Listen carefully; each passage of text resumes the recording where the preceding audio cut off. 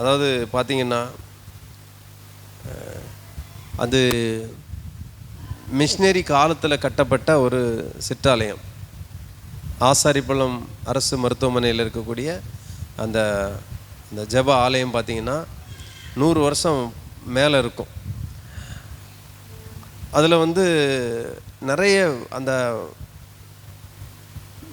வியாதியஸ்தர்கள் மற்ற அவங்க பணிபுரிகிற மக்கள் அவங்க எல்லாம் அதில் ஜெபம் பண்ணிட்டு போயிருக்காங்க. அந்த ஒரு தொலைநோக்கு பார்வையோடு அதில் ஒரு அருமையான ஒரு சேப்பலை கட்டியிருக்காங்க, ஆலயத்தை கட்டியிருக்காங்க. அது இன்றைக்கி பார்த்திங்கன்னா ஒரு சிலருடைய ஒரு தீய எண்ணத்தினால அதை மூடி பிறப்பிறப்பு சான்றிதழ் அலுவலகமாக மாற்றி ஒரு சர்ச்சை மாற்றி வச்சுருக்காங்க. அப்போ இது யாருமே கேட்காததுனால அது இப்போ கொஞ்சம் கொஞ்சமாக அப்படி அதை நம்மளை சுற்றி கட்டி அதை வேறு மாதிரி கொண்டு வர பிளான் பண்ணுறாங்க. மொத்தத்தில் அது மூடுறதுக்கான முயற்சி. ஆனால் மற்ற வழிபாட்டு தலங்களெல்லாம் புதுசாட்டு லேட்டஸ்ட்டாக திறந்துருக்காங்க. எல்லாமே அனுமதி இருக்குது. இதற்கு கலெக்டர் ஆஃபீஸில் நம்ம அனுமதி கேட்டால் அவங்க முடியாதுன்னு சொல்கிறாங்க. இப்போ நம்ம நிறைய மனு கொடுத்துட்டோம். இப்போ நீங்கள் திருநெல்வேலி மக்கள் இல்லைன்னா உங்களையும் கூட்டு போய் மனு கொடுக்க வச்சுருப்போம். நாங்கள் நூற்றுக்கணக்கான மனுக்கள் நம்ம கொடுத்தோங்க. அங்கே கொடுத்து எந்த பதிலும் எந்த பலனும் இல்லை அப்படிங்கிற மாதிரி. நீ என்ன சொல்கிற, நான் என்ன கேட்குறது அப்படின்ற மாதிரி இருக்காங்க. அப்போ இப்போ சர்ச்சு ஃபுல்லாக ஜெபம் பண்ண சொல்லியிருக்கோம். ஜெபம் பண்ணுவோம் அப்படின்னு சொல்லி ஜெபம் பண்ணி இந்த ஜெபத்தினால ஒரு பெரிய ஒரு மாற்றத்தையும் விடுதலையும் அந்த இடத்துல ஆண்டவர் உண்டாக்கணும். முன்னிலையில் நிற்கக்கூடிய பிள்ளைகளுக்கு இந்த ஆபத்து வராமல் பாதுகாக்கணும் ஆண்டவர். முன்னாடி நிற்கிற பிள்ளைகளுக்கு நிறைய நெருக்கடிகள் வரும்.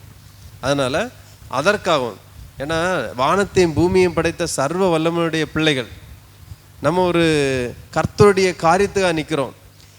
நம்ம உலகத்தில் முதல் போராளி யாருன்னா ஆண்டவராக இயேசு கிறிஸ்து. Praise the Lord. அவர் தான் நமக்காக சாத்தானோடு போர் செய்து சிலுவையில் வெற்றி அடைந்தார். ஹல்லேலூயா. உங்களுடைய ரட்சிப்புக்காக, என்னுடைய ரட்சிப்புக்காக இயேசு கிறிஸ்து முதல் போராடினார். அவருக்கு பல எதிர்ப்பு, யூதர்கள் மத்தியில் பயங்கரமான எதிர்ப்பு. அவரை கொலை செய்ய வகை தேடினார்கள் என்று வேதம் சொல்லுகிறது. அவர் தான் முதல் போராளி. அதுக்கு அவருடைய சீஷர்கள் பேதுரு, பவுல், மத்தேயு, மார்க்கு, இன்னும் நிறைய ஸ்தேவான் கிறிஸ்துவுக்காக போராடினாங்க. அதான் பவுல் சொல்கிறார், நல்ல போராட்டத்தை போராடினேன், ஓட்டத்தை முடித்தேன். இது முதல் நீதியின் கிரீடனுக்காக வைக்கப்பட்டிருக்க விசுவாசத்தை காத்துக்கொண்டேன் என்று. அவர் அறைக்குள்ளே உட்கார்ந்து வெறும் ஜெப போராட்டம் மட்டும் பண்ணலை, அவர் வெளியே இறங்கி இயேசு கிறிஸ்துவுக்காக போராடினார். Praise the Lord. நீ நிறைய சர்ச்சஸில் நிறைய பாஸ்டர்ஸ் நிறைய பேர் ஒரு சிலர் சொல்கிற விஷயம் என்னென்னா, நம்ம ஜெபம் பண்ணுவோம் பிரதர், ஜெபம் மட்டும் போதாது, ஜெபத்துலேயும் போராடி செயலையும் என்ன செய்ய வேண்டியது இருக்குது, போராட வேண்டியது இருக்கிறது.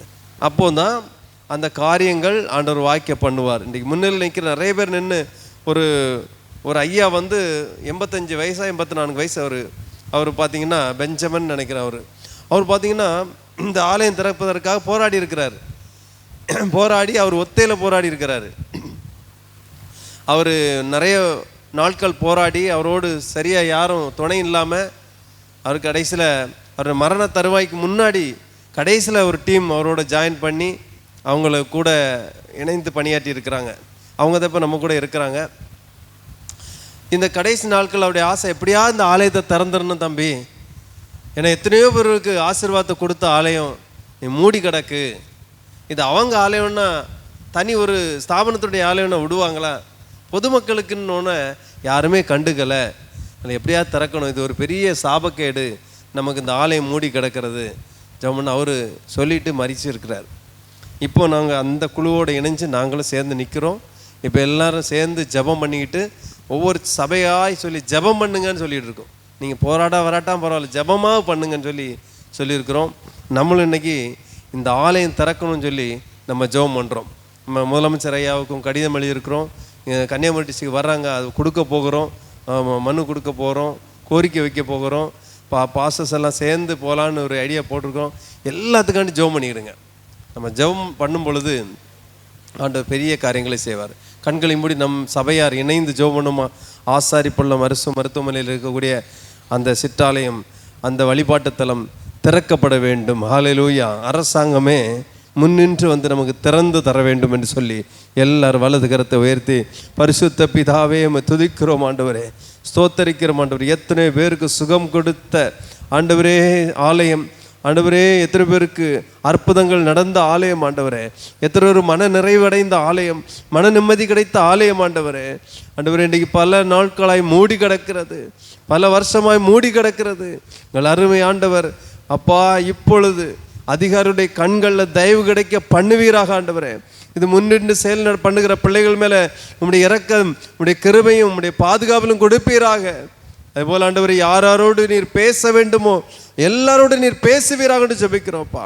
இதற்கு எதிராக செயல்படக்கூடிய மனிதர்கள் அல்லது அமைப்புகள் ஆண்டவரே தொடப்படுவார்களாக, உணர்வடைய செய்வீராக ஜெபிக்கிறோம் ஆண்டவரே. அதில் இந்த குழுவில் இணைந்து ஆண்டவரே அப்பா, எங்களோடு நிற்கிற ஒவ்வொரு பிள்ளைகளையும் பலப்படுத்துங்கப்பா. ஒரு மனமாக இருந்து யூதாசா இராமல் ஆண்டவரே உண்மையான சீஷர்களாக இருந்து ஆண்டவர் எப்படியாவது எழுந்து கட்டுவோம் வாருங்கள் என்று சொன்னது போல எழுந்து அந்த ஆலயத்துக்காக திறப்பில் நின்று ஜெபிக்கவும், திறப்பதற்கு முயற்சிகளை மேற்கொள்ளவும், எந்த சற்றும் பின்வாங்காமல் ஆண்டவரே கர்த்தாவே அநேக மக்களுடைய ரட்சிப்புக்கு ஆண்டவரே இந்த ஆலயம் ஆண்டவர் வழி வகுக்கும் என்பதை அறிந்து ஆண்டவர் பிள்ளைகள் எல்லாம் தகப்பனே ஸ்தோத்திரம் ஒன்று சேர்ந்து நிற்க, ஒரு மனத்தை குலைக்கிற எல்லா கிரியைகளும் அழிக்கப்பட நம்ம எல்லாரும் ஜெபம் பண்ணணும். ஸ்தோத்திரம் ஆண்டவரே, கிருபை செய்யுங்கப்பா. எங்கள் குழுவில் இருக்கக்கூடிய எல்லா மக்களையும் ஆசீர்வதிங்கப்பா. ஒரு மனமாக இதை செயல்படுத்த கிருபை தாருங்க ஆண்டவரே.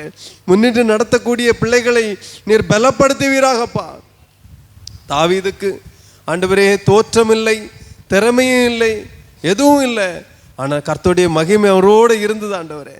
அவரோடு இருந்து கோலியாத்தை வெற்றி பெற செய்தது போல அன்பு பிள்ளைகளுக்கும் நீர் அப்படி செய்வீராக, எங்களுக்கும் அப்படி செய்வீராக. கிறிஸ்தவர்கள் எல்லாம் ஒன்றுபட்டு நின்று ஒரு மனதோடு ஜெபித்து ஜெயம் பெற கர்த்தர் கிருபை செய்வீராகன்னு ஜெபிக்கிறோப்பா. எந்த அசம்பாவிதங்களும், எந்த விதமான விபரீதங்களும், எந்த விதமான மோசமான சூழ்நிலைகளும் பிள்ளைகளுக்கு ஏற்படாதபடிக்கு தேவன் பாதுகாத்து அருள வேண்டும் என்று ஜெபிக்கிறோப்பா. அப்படி செய்கிறமக்கா நன்றி. தொடர்ந்து ஆசீர்வதிங்க, பலப்படுத்துங்க. உம்முடைய கரம் ஆளுகை செய்யட்டும் ஆண்டவரே. விரைவில் நல்ல செய்திகள் நாங்கள் கேட்கணும் ஆண்டவரே. முதலமைச்சரை சந்திக்கிற ஒரு நல்ல வாய்ப்பு கிடைக்கணும் ஆண்டவரே. அவங்க இதை ஏற்றுக்கொள்ளணும் ஆண்டவரே. அவங்க போகிறதுக்கு முன்னாடி திறக்கிறதுக்கு உத்தரவிட வேணும் ஆண்டவரே. மற்ற அதிகாரிகளோடு நீ பேசணும்னு ஜெபிக்கிறாப்பா. விரைவில் சீக்கிரத்தில் நல்ல முடிவை எடுத்து எங்கள் கிறிஸ்தவர்கள் எல்லாம் மனமகிழ்ச்சி அடைந்து அநேக பிள்ளைகளுக்கு ஆறுதலும் தேர்தலும் சுகமும் அந்த இடத்துல கிடைக்க கர்த்தர் கிருபளிக்க வேண்டும் என்று ஜெபிக்கிறப்பா. அப்படி செய்ய போகிறோமக்கா நன்றி நன்றி நன்றி ஆண்டவரே. பெரிய காரியம் செய்யுங்க. ஏசு கிறிஸ்து மூலம் வேண்டுகிறோம் ஜெபங்களுக்கு நல்ல பிதாவே. ஆமேன் ஆமேன் ஆமேன். கர்த்தர் நம்முடைய ஜெபங்களை கேட்டு ஆலயம் திறக்கிறதுக்கு ஆண்டவர் கிரியை செய்ய போகிறோமக்கா. கர்த்தரை ஸ்தோத்தரிப்போம். ஸ்தோத்திரம் ஸ்தோத்திரம் ஸ்தோத்திரம் ஸ்தோத்திரம் ஸ்தோத்திரம்.